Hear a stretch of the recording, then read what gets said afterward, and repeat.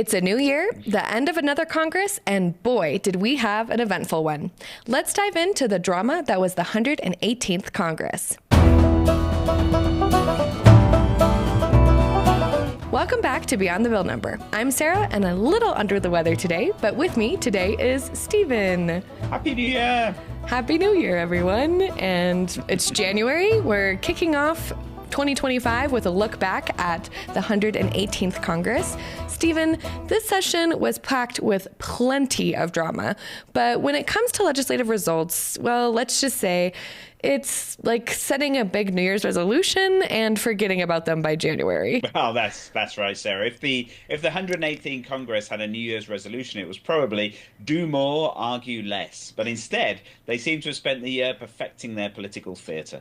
I think more Broadway, less productivity. Oh, yeah. I think there was 19,316 bills introduced, and only 636 were passed. That's a success rate of just 3.3%. And a lot of this is ceremonial stuff, which is a lot like everything here. And do we think that 2025 is going to kick off to a better tone? Well, yeah, so it's a new year. Everything's fresh. Everything's starting again. And you would hope that perhaps this year there'd be less political theatre, perhaps more sensible policy making, but it certainly doesn't seem that way, does it? It really doesn't. I think, what are we, 10 days into the year when we're recording this? And I think there's been at least 100 crazy news stories so far. There really has. Over here in Britain, the big news story is all about Elon Musk and his attempts to interfere in our political process by supporting sort of far-right neo-Nazi criminals and saying that they should be released from prison, and that our Prime Minister and several of their ministers should be put in prison for stuff that happened about 20 years ago. So yeah, it's all fun and games. I know we're kicking off the year strong. Trump is getting inaugurated here soon. He was certified. We didn't have another insurrection, but we are having tons of drama with him. I think the U.S. and Canada are fighting. We are renaming the Gulf of Mexico the Gulf of America. We're on absolute fire in California, just absolutely devastating. It's snowing in Atlanta right now and Dallas. So, I don't know. The vibes this year are not looking like they're going to be better. No. I think we're in for a pretty wild ride in 2025. Well, I mean, let's get into our review of the 118th Congress then, as the 119th Congress, of course, is just kicking off. So between the debt ceiling debates, the ousting of Speaker Kevin McCarthy, and all the posturing to replace him with Mike Johnson, it really was a session of distractions. There was plenty of moments, but not really many accomplishments. Moments indeed. I think the speaker drama of last year was one of the funniest ones I think I've ever seen since I've started paying attention to politics. And I mean, let's just talk numbers. This Congress passed fewer bills than the 117th or even the pandemic era 116th Congress. And of the bills they did pass, we got 95 national days and 73 national months. Stephen, was this Congress's real legacy making sure that we had enough days to celebrate lobsters? Twice, Sarah. We celebrated lobsters twice. Because apparently once wasn't enough to honour our delicious buttery clawed friends. But hey, at least they didn't overlook July as National Blueberry Month. You can't let the blueberries feel left out, right? You really can't. Blueberries, top tier fruit of all the fruits. And I'm still not sure how we ended up with 73 national months. It's surely in 2 years. That's only 24 months. So where did the other months go? Well, and then there were 30 bills about renaming post offices. I mean, sure, it's nice to honor our local heroes, but Stephen, is this really the best use of Congress's time? Well, I mean, it depends who you ask, Sarah. If you're the mayor of small town USA, probably yes. If you're waiting on action for healthcare reform, climate change, housing policy, probably not so much. Fair point, fair point. But let's not ignore the substantive bills that did pass. First up, we had the Relieve Act, which addressed international security funding and the fentanyl crisis. Stephen, what made this bill really stand out? So it really tackled some urgent issues, Sarah. So it was actually called an Emergency National Security Supplemental Appropriations Agreement. So not particularly exciting, but what it actually did was provide billions to tackle a plethora of challenges around the world. So it's really hard for anyone to argue against taking action on fentanyl, global security. And this also included funding for both Israel and humanitarian assistance for Palestinians, as well as a host of other things. So it shows that when Congress focuses on what truly matters in a bipartisan way and actually seeks to compromise, then they can get things done. From your mouth to their ears. Wow. I mean, another really meaningful bill was the Korean American Valor Act, which extended the benefits to Korean Vietnam War allies. And it's really great that this passed, but why did it take so long? Yeah, I mean, that's the really big question here. The benefits were long overdue, and it's the sort of thing that's not controversial.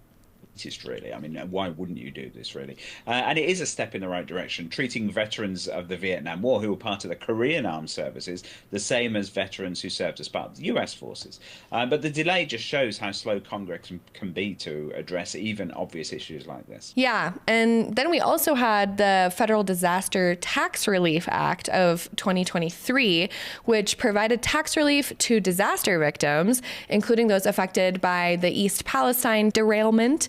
And that one was a really thoughtful move, but does it really go far enough? I mean, not really. It's a band-aid, Sarah.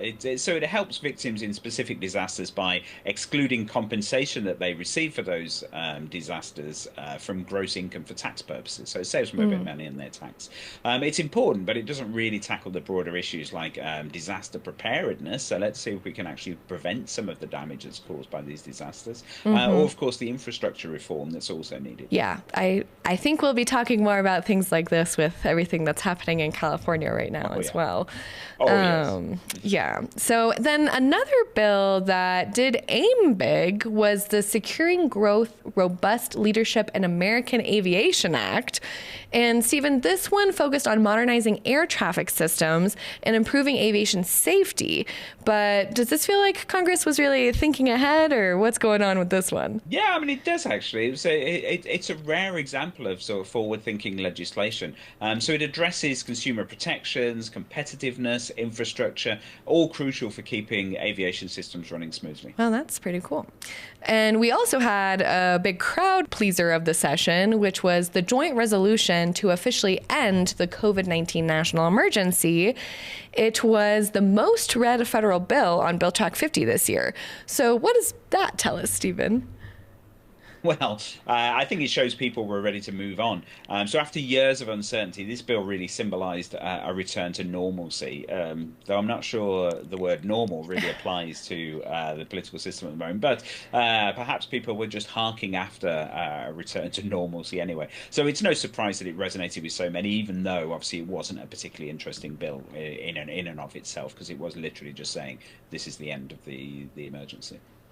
Yes, and, you know, as somebody that's gotten COVID twice this year, I don't understand how it's over, but here we go. We're back to normal. Yep, it's just out there now, isn't it? Yeah.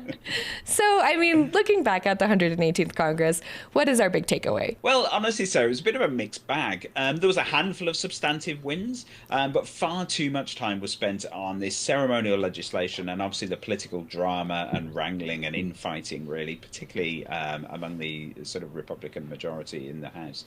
I mean, it's a reminder that Congress really needs to prioritize what truly matters to the American people if they're going to actually do the job that they're elected to do. I do feel like this kind of behavior and everything that's going on is more of even a symptom of the society that we're living in now, and the internet and virality, and people are kind of not necessarily after doing what they're doing. There's always kind of some kind of weird contorty side approach of trying to have a viral moment, trying to get on the talk shows, thinking about the books that they'll write after they're not in Congress anymore, or all of these other things. And it is pretty crazy to see how, 3.3% of bills, like that is so crazy that, we're paying people tons of money to try to help us move our society forward. And, at least the blueberries aren't left behind. It is. and it is worth noting that this doesn't happen in other countries. There's obviously sort of political problems, and there's conflict, and there's polarization among politics. But I can't think of any other sort of country. I mean, maybe people can suggest some, but I can't think of any other country where in 2 years they will actually only pass like 3% of the bills they're intending to pass. In any other legislature in the world, it's pretty unique to the American system, and it's not a good thing. It's not a good thing because there's a lot of things that need to be done, and Congress needs to be doing it. They need to be passing those bills.